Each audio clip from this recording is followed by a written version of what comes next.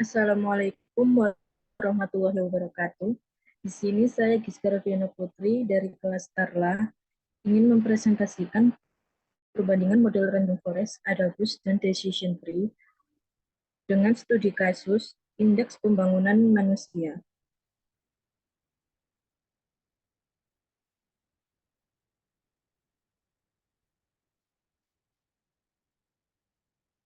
Untuk latar belakangnya sendiri, yaitu indeks pembangunan manusia merupakan indikator yang dapat digunakan untuk mengukur hasil pembangunan dalam memperoleh pendapatan, kesehatan, pendidikan, dan sebagainya.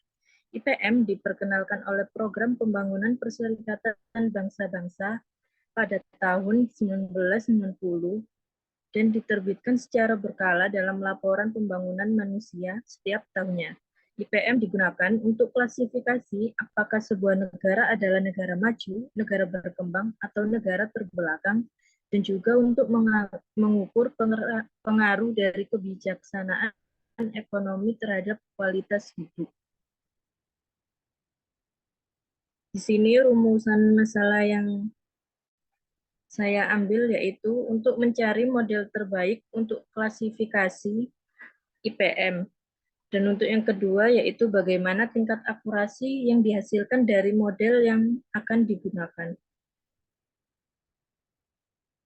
Untuk data dan variabel, di sini data yang digunakan terdapat 2.196 data dan tidak terdapat masalah missing value maupun duplikasi. Untuk data pre-processing sendiri, di sini saya menggunakan encoding dengan label encoder yang tujuannya adalah mengubah IPM yang semula merupakan data kategorikal dirubah menjadi data numerik. Selanjutnya yaitu eksplorasi data. Pada indeks pembangunan manusia terdapat 2.196 data dengan 5 variabel, yaitu harapan lama sekolah, pengeluaran per kapita, rata lama sekolah, dan usia harapan hidup, dan IPM. Pada variabel IPM diketahui bahwa pada kategori normal terdapat 1.128 data,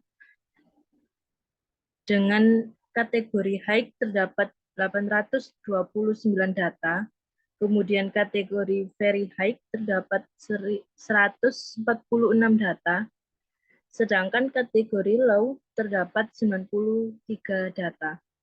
Kemudian untuk rata-rata usia harapan hidup hanya 69,47 tahun dengan minimal usia harapan yaitu 54,82 tahun dan maksimal usia harapan hidup yaitu 77,73 tahun.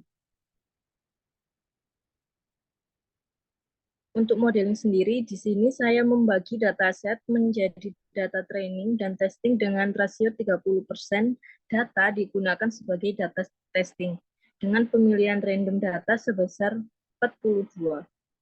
Model yang digunakan adalah random forest, Adabus, dan decision tree dengan menggunakan parameter default.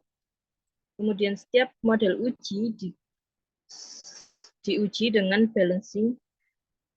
Dengan metode balancing yang digunakan adalah smooth.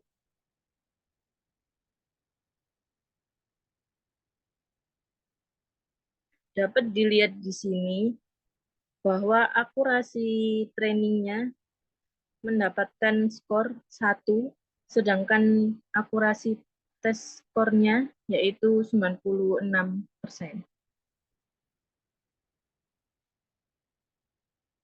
Untuk Adabus sendiri, untuk skor akurasi trainingnya yaitu 39%, sedangkan untuk skor akurasi testingnya yaitu 11%. Untuk decision tree sendiri, skor akurasi trainingnya yaitu 1, sedangkan untuk skor akurasi testingnya yaitu 95%. Maka Dari hasil dan pembahasan sebelumnya dapat disimpulkan bahwa klasifikasi indeks pembangunan manusia dengan menggunakan metode random forest dengan parameter N estimator yaitu 10 dan kriterion Gini memiliki akurasi sebesar 97% lebih tinggi daripada model yang menggunakan decision tree yang akurasinya hanya 96%. Sedangkan untuk data yang diolah menggunakan Adabus, jika dilihat lebih teliti pada classification report untuk precision, recall, dan F1 score, model sangat rendah dengan akurasinya hanya 11%. Maka dari itu, dari ketiga model tersebut, model random forest merupakan model yang cocok digunakan pada dataset indeks pembangunan manusia. Sekian, terima kasih. Wassalamualaikum warahmatullahi wabarakatuh.